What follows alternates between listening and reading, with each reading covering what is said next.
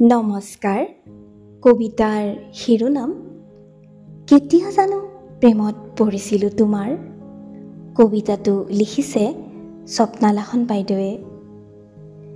কেতিয়া জানো প্ৰেমত পৰিছিলোঁ তোমাৰ, বেহিচাবী আছিল সময়বোৰ তেতিয়া।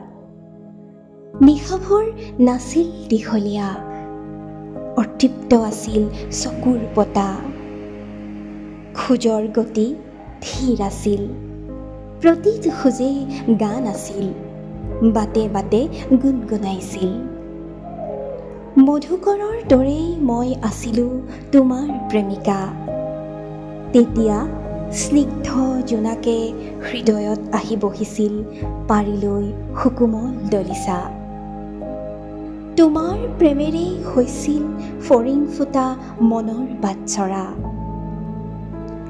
সৰু জাঁজিখনেই আশে পাশে বৈছিল যেতিয়া, মিচিচিপি, ভলগা অথবা লুইত নাছিল অনুভৱত তেতিয়া। দৃষ্টিত মহানগৰ নাছিল, আছিল এটা সৰু চুবুৰী। ভালপোৱাবোৰ আছিল অলপতে সুখী, কোন ক্ষণত বাৰু আশাবোৰ থন থনকৈ ভাগি আহিল বাগৰি। ক'ত হেৰাল জানো উল্কাৰ সীমাহীন হেঁপাহ আকাশ চোৱাৰ, সেয়েহে হয়তো পাহৰিছোঁ এতিয়া।